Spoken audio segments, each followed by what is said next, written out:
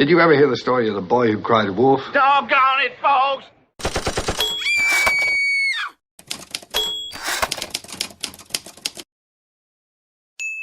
HBR Talk with Hannah Wallen. Imagine for a moment you're called by one of your neighbors to attend a meeting about a situation she considers to be an imminent threat to everyone in the community. The notice you receive is a little short on detail, but leaves you deeply concerned about a potential vicious attack dog presence or a pack of child-eating strays somewhere in the vicinity of your home. Clearly, you need to know something about this, and if it's as bad as it sounds, something has to be done. When the day comes, you attend the meeting with your equally worried neighbors who have spent the interim speculating about the menace that has been brought into their home area. Are their outdoor pets in danger? Can their kids play in their backyards? The meeting is called to order by the woman from down the street, who you only know as the crazy cat lady because, per your last count, she was housing about 27 of them. She starts out with a brief dissertation on dog breeds she considers dangerous. Pit bulls, Dobermans, German police dogs and the like, discussing how they are used in illegal dogfighting rings and as guard dogs. She even goes so far as to bring up old racist practices involving dogs. You're really wondering what has been introduced into your neighborhood, as she goes on a tangent about genetic and behavioral similarities between what she calls these well-known dangerous breeds and less widely feared Mastiff-adjacent dog breeds and their near cousins. Has some mad scientist been playing Island of Dr. Moreau near your backyard with various breeds of dog?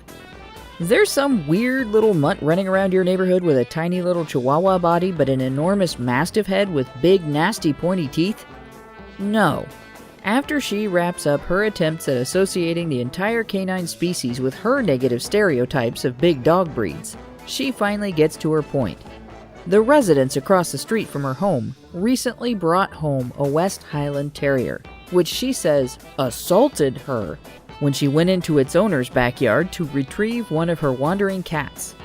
The animal, she claims, is dangerous, loud, mean, obnoxious, and rumored to have once accidentally swallowed an entire interstellar battle fleet. The community must not tolerate the use of a vicious attack dog like that in a neighborhood full of young children. Unsure if you've heard correctly, you ask the crazy cat lady, what exactly did the dog do? Did you get bitten? She explains that the dog, which was limited by a collar and chain in the backyard, couldn't reach her to bite, but it strained at the leash and barked and waggled menacingly. Way too intimidated to rescue her cat, she had to flee instead to the safety of her home. Was the cat harmed, you ask, struggling to figure out the nature of this hideous threat to the entire neighborhood. Cat Lady answers that Fluffy must have been trapped in that backyard for hours before eventually, miraculously, coming home unharmed. You realize you just listened to someone trying to use hasty generalizations and false associations with derogatory stereotypes of big dogs in order to turn the entire neighborhood against dog ownership, so she can force her neighbor to get rid of his new pet because she didn't like getting yapped at when she trespassed in his backyard while chasing her undisciplined cat.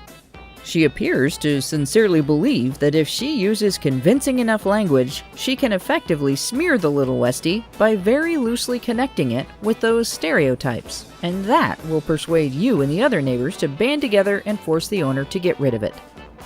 It sounds like the kind of behavior a first-class loon would engage in, doesn't it? I mean, who would do something like that? This week, HBR Talk will take a look at a report by progressive academics on the question, Are anti-feminist communities gateways to the far right? With, according to the title, evidence from Reddit and YouTube. We'll be joined by Deborah Pawnee to provide a researcher's perspective. The discussion streams on multiple platforms. You can tune in to the YouTube live stream or find other viewing options on HoneyBadgerBrigade.com.